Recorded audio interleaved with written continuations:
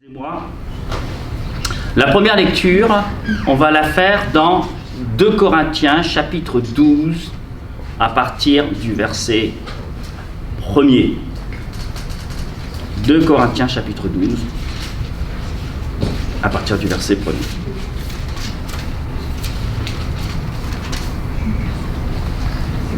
Donc je vais lire dans la version NBS. Il faut faire le fier, certes, c'est inutile, mais j'en viendrai aux visions et aux révélations du Seigneur. Je connais un homme dans le Christ, voici 14 ans. Est-ce dans son corps? Je ne sais pas. Est-ce hors de son corps? Je ne sais pas, Dieu le sait. Un tel homme fut enlevé jusqu'au 3e ciel.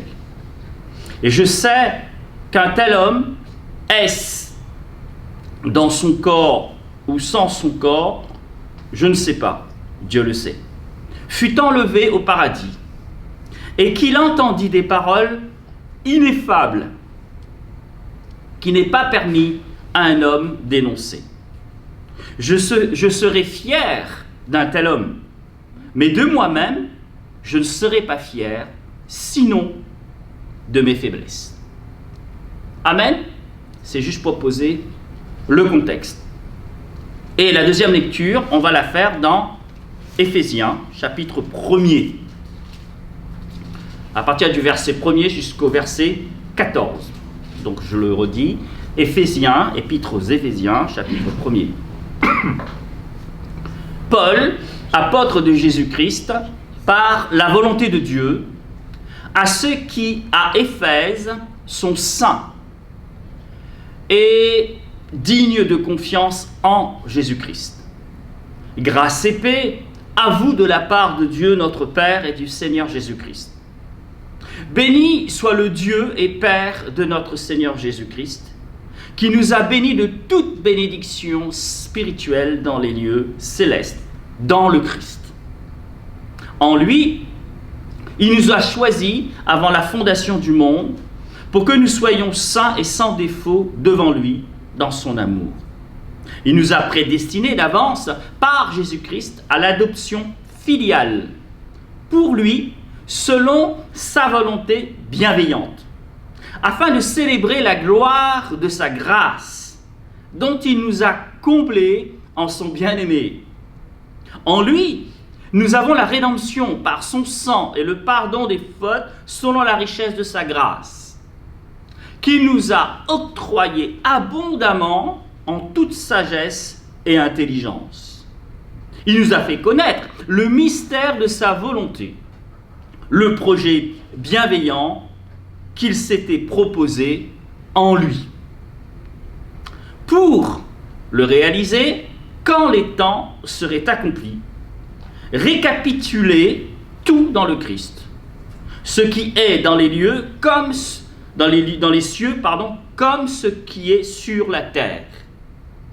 En lui, nous avons aussi reçu notre part d'héritage, nous qui avons été destinés d'avance selon le projet de celui qui opère en tout selon les décisions de sa volonté, à célébrer sa gloire, nous qui d'avance avons mis notre espérance dans le Christ.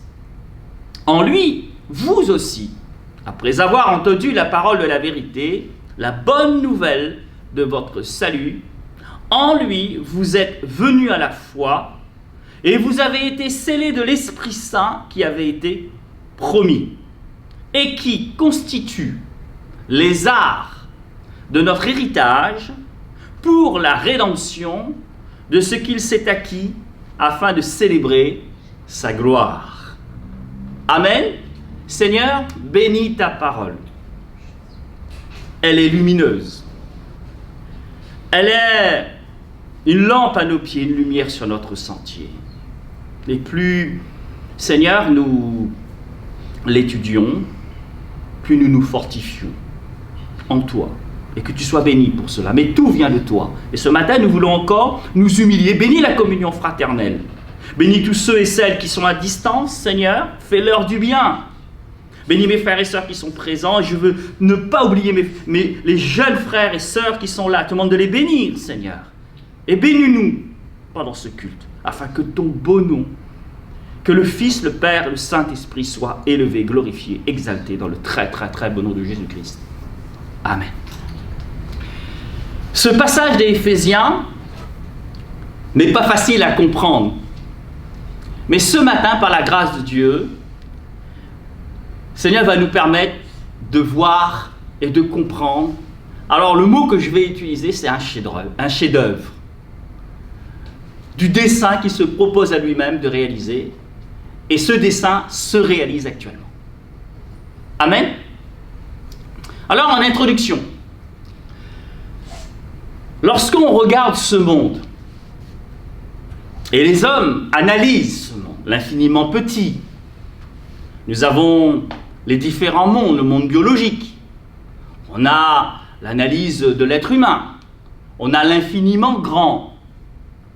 Et aujourd'hui, les scientifiques réalisent que tout est lié.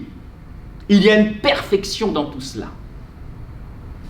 Et le dérèglement climatique montre que lorsqu'on commence dans cette perfection à dérégler quelque chose, comme tout est lié, tout se dérègle.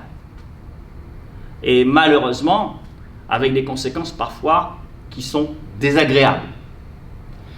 Lorsque nous lisons les chapitres de la Genèse, nous nous rendons compte que Dieu a créé l'univers tout entier. Aujourd'hui, l'homme utilise des méthodes, des outils, alors les outils mathématiques, grâce à la physique, pour essayer de comprendre. Mais on voit tout de suite que cela nous dépasse. Et aujourd'hui, les scientifiques ont-ils l'honnêteté de reconnaître que l'infiniment grand et l'infiniment petit les dépassent et reconnaître qu'au-dessus de tout cela, il y a un être divin supérieur. Nous voulons le croire, le vivre et le confesser. Dieu a créé toutes choses et ce qu'il a créé est parfait. Amen. Et que le nom du Seigneur soit béni. Alors, dans cette création, pour pouvoir vraiment, ce matin, que nous saisissions la beauté du dessein de Dieu, j'aimerais jeter un œil sur cette création. Alors, j'aurais pu parler des îles, mais j'ai envie de vous parler ce matin d'un coucher de soleil, d'un simple coucher de soleil. Avez-vous déjà admiré un coucher de soleil? Et, pardon, excusez-moi, vous le savez, parfois je rentre, je dirais, à la maison à l'île de la Réunion et je me suis amusé, pendant les vacances, de filmer tous les soirs le coucher de soleil. Et à chaque fois c'est différent, et à chaque fois on regarde, on fait waouh! Hein? Peu à peu, le soleil disparaît derrière l'horizon, le ciel se part de 1000 couleurs, du bleu à l'orange, en passant par le violet et le jaune. Ce spectacle est une beauté à couper le souffle. Et on ne s'en lasse jamais. Et on peut dire, ô Dieu saint, que ta création est belle. Et si ce matin, je vous disais que le dessein de Dieu, le chef-d'œuvre de Dieu, le plan de rédemption que Dieu a déployé en son Fils et qui est réservé à ses enfants est un mystère merveilleux, plus beau que tout ce que nous avons pu voir dans notre vie. Mais, il y a un mais, comme il est tout aussi inutile de faire admirer à un aveugle un coucher de soleil, ces merveilles ne peuvent être vues et ne sont accessibles qu'à ceux que Dieu appelle en son Fils. Mais ces choses merveilleuses restent cependant un mystère caché inaccessible pour tous ceux qui refusent le salut en Jésus-Christ. Alors, vous me posez la question, pour quelle raison j'ai lu ce passage de 2 Corinthiens chapitre 12 ? Parce que dans l'épître aux Éphésiens, est-ce que Paul n'est pas en train de nous décrire, essayer de décrire ce qu'il a compris ? Et il est parlé des révélations, n'est-ce pas ? Et Pierre reconnaîtra que Paul a reçu une intelligence, une sagesse pour expliquer ces choses. Et là, Paul, dans l'épître aux Éphésiens, nous fait découvrir quelque chose qui nous dépasse, quelque chose de grandiose dont il a reçu la révélation. Et Paul exprime dans l'épître aux Éphésiens et toute sa reconnaissance, parce que vous n'êtes pas sans savoir que Paul, avant de devenir l'apôtre Paul, c'était Saul de Tarse. Et Saul de Tarse avait combattu les chrétiens. Mais dans sa grande miséricorde, c'est pour cette raison qu'il parle de miséricorde.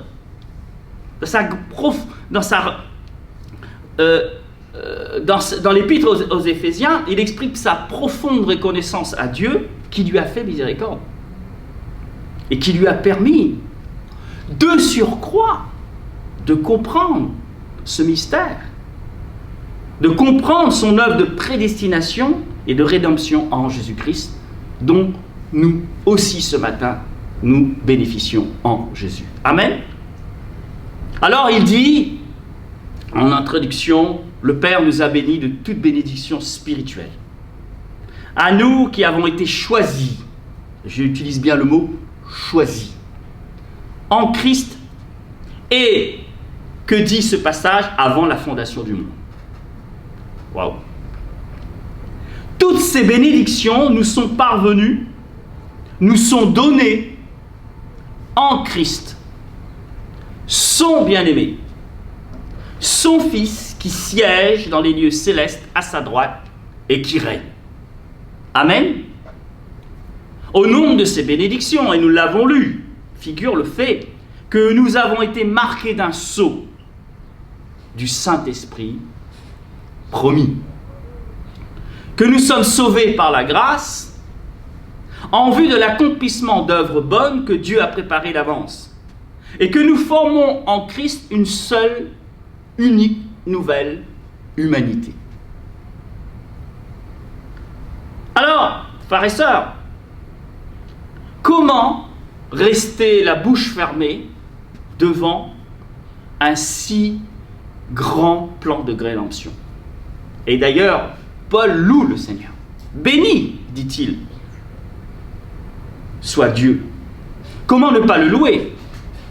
C'est vrai que un coucher de soleil, c'est merveilleux. Et on peut s'émerveiller devant sa beauté. Mais c'est quelque chose d'éphémère. C'est quelque chose de furtif. Et ça vient de la création, et Dieu nous appelle à ne pas adorer la création. Tandis que les vérités que nous partageons ce matin sont propres à réjouir notre âme, à la guérir, à la restaurer et à lui procurer la paix éternelle. C'est pour cette raison qu'avec Paul, nous voulons dire toute notre connaissance à Dieu pour son œuvre de rédemption en Christ, notre Sauveur. Alors, frères et sœurs, pourquoi ne pas, comme le roi David, dire « Je veux bénir l'Éternel en tout temps. Sa louange sera toujours dans ma bouche. Que mon âme fasse toute sa fierté de l'Éternel. Que les humbles écoutent et se réjouissent. Dites avec moi la grandeur de l'Éternel, célébrons tous son nom. » Et là, je vais parler des 3 sujets que je vais aborder. Donc c'est David qui le dit. Célébrons tous son nom pour, premier sujet, ses bénédictions spirituelles. Pour notre élection comme peuple élu, adopté et rendu agréable en son Fils. Pour la deuxième pensée, la rédemption et pour la manifestation de ce mystère de miséricorde.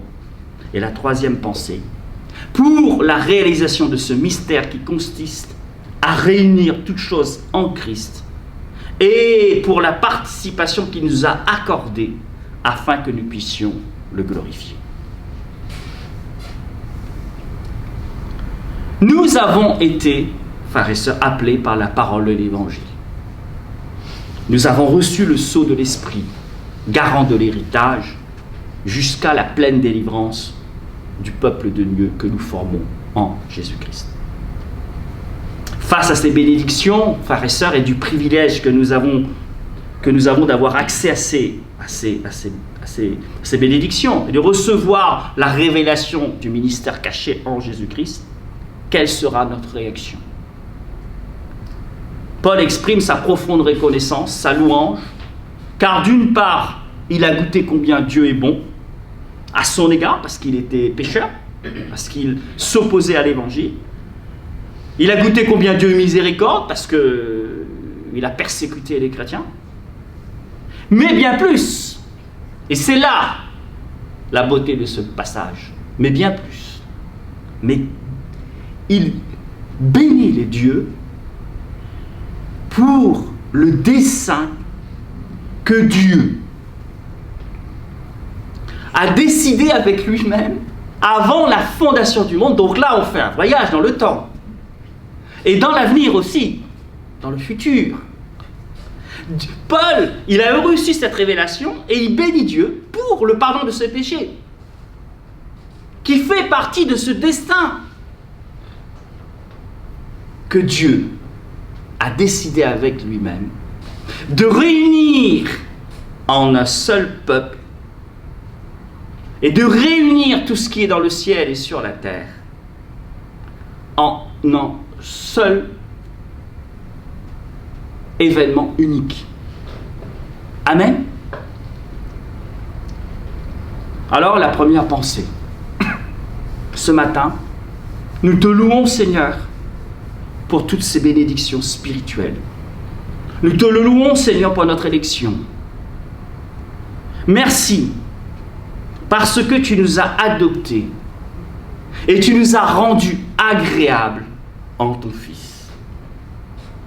Et ça, c'est ce passage qui le dit. Béni soit le Dieu et Père de notre Seigneur Jésus, qui nous a bénis de toutes sortes de bénédictions spirituelles dans les lieux célestes en Christ, selon qu'il nous a élus en lui avant la fondation du monde, afin que nous fussions saints et irrépréhensibles devant lui dans l'amour. Verset 5, nous ayant prédestinés pour nous adopter pour lui, par Jésus-Christ, selon le bon plaisir de sa volonté, à la louange de la gloire de sa grâce par laquelle il nous a rendus agréables en son bien-aimé. Alors, comment comprendre ce passage merveilleux? Dans l'épître, et là je suis amené à faire une corrélation avec l'épître aux Romains, pour que vous compreniez bien. Dans l'épître aux Romains, Paul nous présente la grâce de Dieu, d'accord? Comme répondant en tout point à nos besoins tels que créés par le péché. Je m'explique. Le péché a tout déréglé, tout cassé. Et la grâce de Dieu propose des solutions pour répondre à ses besoins, aux conséquences du péché. Et cette grâce, ce plan de rédemption, couvre pour le chrétien toutes les conséquences du péché. Amen. Et Paul le présente dans l'épître aux Romains. Paul nous explique dans l'épître aux Romains, nous enseigne comment la grâce de Dieu répond en tout point à toutes les conséquences et besoins qu'engendre le péché. Le pardon de péché, le salut, la réconciliation. Et dans cette œuvre, il y a l'œuvre de la croix. D'accord? Mais, dans l'épître aux Éphésiens, Paul va nous révéler la grâce de Dieu, mais plus en rapport avec, et écoutez bien, sa volonté, son plaisir, son propos, sa puissance. Bref, ce qu'il est, quoi. Donc, comment vous exprimez ça? Il y a l'œuvre de la croix la réponse, la grâce qui coule de la croix et qui répond aux besoins créés par le péché. Et là, grâce à la révélation que Paul a reçue, il voit quelque chose de beaucoup plus merveilleux. Et c'est un peu comme cet univers grandiose que Dieu a créé et tout est lié. Dieu est certes dans sa grâce parce qu'il nous aime, répond à nous, mais il veut nous faire comprendre qu'il y a quelque chose de beaucoup plus grand. C'est le dessein, et là aussi nous sommes dans la grâce, et ce dessein est en rapport avec sa volonté, son plaisir, son propos et sa puissance. Et je vous invite ce matin à m'accompagner dans la découverte de ce dessein. Amen. Et les deux approches sont complémentaires, frères et sœurs. Vous êtes d'accord avec moi? Dans l'épître aux Romains, il est parlé de la déchéance de la chair, de l'homme, que Dieu relève, et il n'y a plus de condamnation pour ceux qui sont en Jésus-Christ. Et nous vivons par l'Esprit. Et cette grâce aussi abonde. Cette grâce abonde. Et elle est en accord avec la volonté. Et cette partie de la révélation que Paul exprime dans l'épître aux Éphésiens. Et il aborde ce sujet avec un esprit d'adoration. Et il dit, nous avons été bénis richement par le Dieu et Père de notre Seigneur Jésus-Christ. Et du coup, Paul bénit Dieu en retour. Et ce faisant, il nous invite à le suivre dans la louange. Alors, quelles sont les bénédictions qui sont les nôtres? Il y en a 3. Elles sont spirituelles, non pas matérielles comme l'étaient les bénédictions d'Israël sous l'Ancienne Alliance. Elles sont célestes, non pas terrestres, et leur administration actuelle se trouve dans le ciel, sous la houlette de notre Seigneur Jésus. Elles sont en Christ. C'est lui, en tant que ressuscité, qui est la source de toutes les bénédictions. Toutes. Et si nous sommes en Christ, toutes ces bénédictions sont à nous, par la foi. Amen, je répète. Quelles sont les bénédictions? Elles sont spirituelles. Et non pas matérielles comme pour les peuples d'Israël. Alors que Dieu peut aussi répondre à nos besoins matériels. Mais elles sont avant tout spirituelles. Elles sont célestes, là-haut. Personne ne peut les voler. Elles sont là-haut. Et elles sont en Christ. Alors là, encore plus, c'est comme si un corps fort, plus, personne ne peut toucher. Elles sont pour nous. Parce que nous sommes en Christ et le corps de Christ. Amen. L'efficacité de l'œuvre de Christ est telle que chaque croyant se tient aujourd'hui devant Dieu saint et irréprochable. Nous ne sommes pas parfaits. Mais en Jésus, par l'œuvre de la croix, par son sang versé, Christ nous justifie. Amen. Et nous rend propices à Dieu.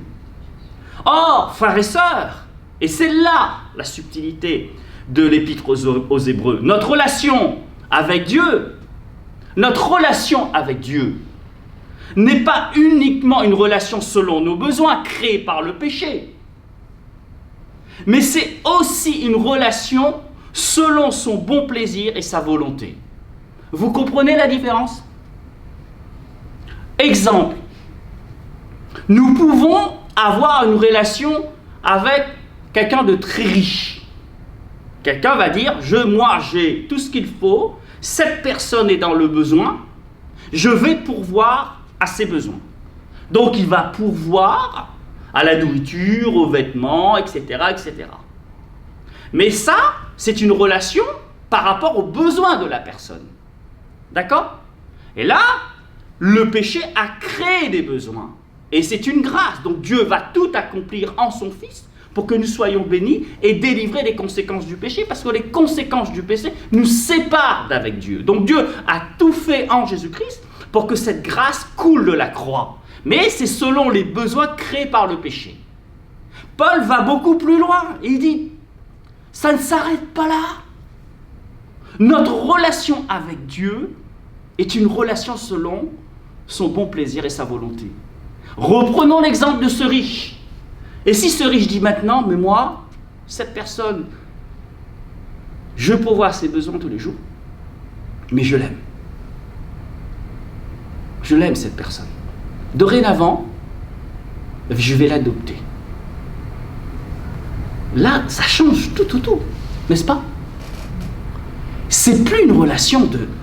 Je réponds, c'est une relation parce qu'il a envie de le faire, selon sa volonté. Ça va même beaucoup plus loin, c'est une relation d'amour. Parce qu'il aime cette personne, il dit, dorénavant, tu vas faire partie de la famille.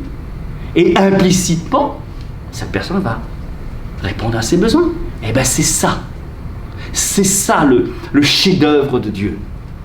Dieu nous dit, j'ai pour tout pourvu pour que tu sois pardonné. Mais tu fais partie d'un dessein beaucoup plus merveilleux. Et ce dessein est en relation selon ma volonté et mon bon plaisir. Amen. En effet, frères et sœurs, Dieu nous a destinés en son Fils à vivre avec lui dans une relation d'enfant de Dieu.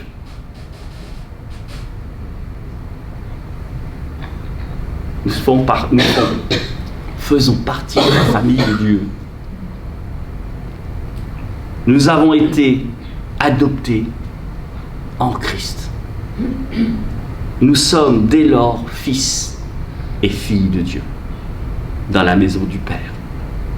Et Dieu va prendre soin de nous. Mais il y a beaucoup plus, n'est-ce pas? Avec une notion d'héritage pour montrer que nous sommes bien ses enfants. Héritiers de Dieu et co-héritiers avec Christ. Ce qui confirme notre lien filial.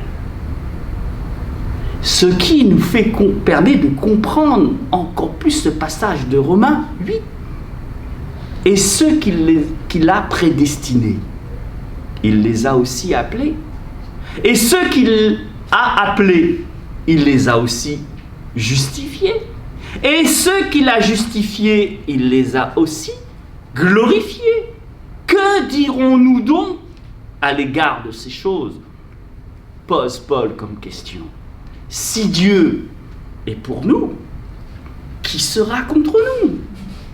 Lui qui n'a point épargné son propre Fils, mais qui l'a délivré pour nous tous, comment ne nous donnera-t-il pas tout en son Fils? Amen. Est-ce que vous me suivez? La deuxième pensée.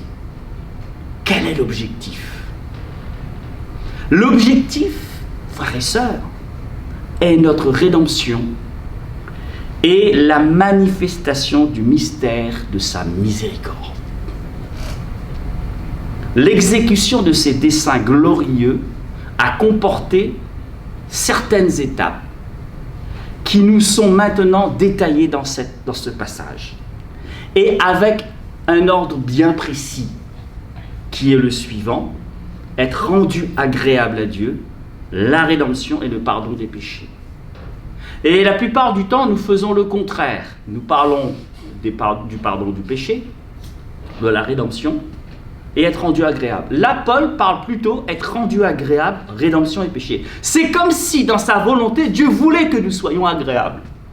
Et parce que le péché ne vient pas de Dieu. Donc, dès le départ, c'est un intrus dans le plan merveilleux que Dieu avait pour l'humanité. Mais c'est comme un virus qui est rentré. Donc, ce plan reste d'actualité, mais Dieu, dans sa grâce, a fait ce qu'il fallait pour enlever le virus du péché. Et Paul est en train de nous dire, il n'y a pas que le pardon des péchés, nous faisons partie de la famille de Dieu, et Dieu l'a décidé avant la fondation du monde pour que nous fassions partie de son peuple. C'est pour cette raison que dans l'épître aux Éphésiens, il est mis en chapeau. Dieu a tout fait pour que nous soyons agréables. Nous lui soyons agréables. Dieu a tout fait dans sa grâce pour que nous soyons agréables. Il y a la rédemption, et bien sûr, il y a le péché, et là aussi il y a la grâce qui coule. Dans notre compréhension, comme je l'ai dit, nous avons tendance à faire l'inverse. Mais là, Paul nous dit, hey, il y a plus grand, il y a plus grand. Amen. Et ça, c'est en Jésus-Christ. Nous sommes agréés selon le caractère et selon la mesure où Christ l'est. Dans Colossiens 3, verset 12, les saints sont vus comme les bien-aimés de Dieu, frères et sœurs. Et cela découle bien sûr du fait qu'ils sont agréables dans le bien-aimé. Bien sûr, Christ a tout accompli pour que nous soyons pardonnés. Mais il y a plus, c'est-à-dire que nous sommes agréables à Dieu, frères et sœurs. Tout ceci, que ce soit la rédemption, le pardon des péchés, est notre part selon les richesses de sa grâce. Nous étions dans la pauvreté de notre péché, et ceci est devenu l'occasion du déploiement des richesses de sa grâce. Mais comme je l'ai dit tout à l'heure, il y a plus. Non seulement il a fait abonder sa grâce envers nous à cause du péché, mais il l'a fait en toute sagesse. Et le verset 8 parle de cette sagesse. Sagesse et intelligence. Il a fait connaître les secrets de sa sagesse afin que nous puissions y entrer intelligemment et en jouir. Paul a reçu la compréhension de ces choses. Dieu a toujours agi, et écoutez bien, frères et sœurs, Dieu a toujours agi selon sa propre volonté. Et bien qu'en présence du péché et de ses ravages, il ait choisi de garder secret ou à l'état de mystère le principal propos de sa volonté, et cela durant des siècles. Il l'a caché. Mais en Jésus-Christ, il l'a révélé. Et quel est le plaisir de sa volonté? Et son propos est toujours... Et son propos, ses actions sont toujours bonnes. Mais quel est le plaisir de sa volonté? Dans le passage, nous le lisons. Et il est dit, c'est un grand fait que nous ferions bien de tenir fermement. Le plaisir de sa volonté est un bon plaisir. Le plaisir qui s'est proposé en lui-même est un bon plaisir. Le plaisir et le propos de Dieu n'ont pas trait au jugement. Je répète, le plaisir et le propos de Dieu n'ont pas trait au jugement. Dieu est obligé de juger le péché. Mais au départ, son bon plaisir, c'est qu'il voulait que l'humanité lui soit agréable. Le péché est intervenu et a tout cassé, mais dans sa grâce, Dieu est intervenu pour enlever les conséquences du péché. Amen. Et ce qui m'amène maintenant à rentrer plus dans le détail concernant ce bon plaisir, cette volonté,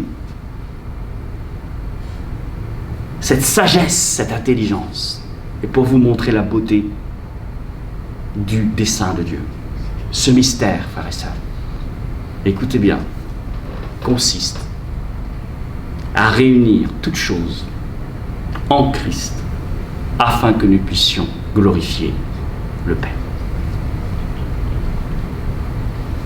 Le verset 10 nous dit ce qu'est le vrai secret de sa volonté, de son propos. Et écoutez bien, dans une ère à venir, c'est dans un temps à venir, appelé ici la plénitude des temps, Dieu va rassembler en quelque chose d'unique, toutes choses dans le Christ, les choses qui sont dans les cieux et les choses qui sont sur la terre. C'est un rassemblement en un. Est annoncé, ce rassemblement est annoncé en relation avec un monde de bénédiction, exemple de tout mal. Du fait de l'établissement de Christ comme chef, Christ sera glorifié et exalté. Et le système divin qui va régner, ce sera un système qui va prôner l'unité dans l'amour. Et les bénédictions seront établies sur la terre et dans les cieux. Le péché a créé l'individualisme, l'orgueil, l'arrogance. Mais Dieu va tout rétablir. Dieu, le monde a essayé de créer une sorte d'unité, mais nous voyons bien que tout ça, ça s'est désintégré à cause du péché. Mais Dieu avait, avant la fondation du monde, une vision de l'unité qu'il voulait.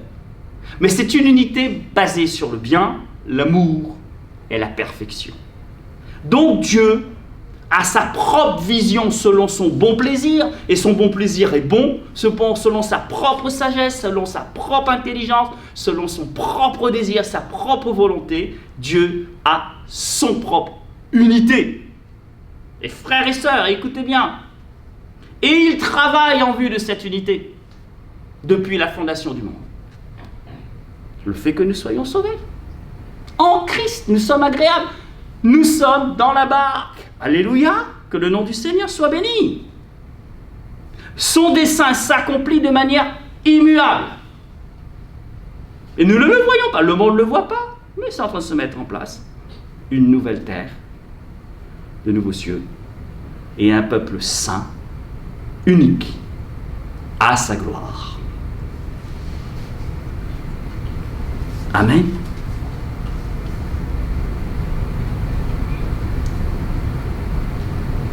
Cette révélation, le peuple d'Israël ne l'a pas eue. Nous l'avons. Et l'apôtre Paul nous parle de l'héritage. Et cet héritage, frères et sœurs, est glorieux. Et même, Paul dit, les anges et les hommes contempleront ce que Dieu aura accompli alors. Et ils y verront un nouveau déploiement de sa gloire. Et il lui exprimera toute leur louange dans sa sagesse, par son esprit. Nous qui sommes ses enfants et formons le corps de Christ, nous avons aujourd'hui pas besoin d'attendre ce jour-là. Pourquoi ? Parce que nous avons déjà les arts de l'esprit. Et cette unité qui sera révélée lorsque Dieu interviendra et lorsque Christ régnera, nous l'avons déjà au sein de l'Église. Et n'est-il pas écrit quelque part, préserver l'unité de l'esprit par le lien de la paix? Nous voyons déjà les prémices, et par l'enseignement de la parole, par l'Église, par la communion fraternelle, par la commémoration de la Sainte Seine, Dieu est en train de préparer. Nous vivons par anticipation ce dessein merveilleux que Dieu va mettre en place dans une ère à venir. Amen. Et alors, frères et sœurs, comment ne pas le louer? Amen. Vous voyez là ce que j'essaie de vous expliquer depuis ce matin? Le pardon de péché? Ok. Mais la grâce que Dieu voulait, c'est dans son bon plaisir, il a décidé, le péché a corrompu, à un moment tout va être chamboulé, et là Dieu va rétablir toutes choses, dans l'unité, dans l'amour. Amen. L'explication est donnée clairement que cette unité sera déjà une chose réelle dans l'Église par le lien de la paix qui garantit l'unité spirituelle de l'Église. Aimons-nous les uns les autres. Et cet amour, Dieu le déverse dans nos cœurs par son esprit. Nous sommes individuellement et collectivement le temple du Saint-Esprit. Dieu, par son Fils, nous permet de vivre par anticipation au sein de nos différents rassemblements cette vérité qui sera pleinement révélée lorsque Christ apparaîtra. Réjouissons-nous de ces bénédictions auxquelles nous avons part dès maintenant. Même si nous devons encore passer par des moments difficiles, nous savons, frères et sœurs, que les desseins de Dieu s'accompliront toujours. Nous formerons alors le peuple de Dieu, un peuple saint, à sa gloire, dans un temps que Dieu seul connaît. Amen. Que le nom du Seigneur soit béni. Inclinons nos cœurs.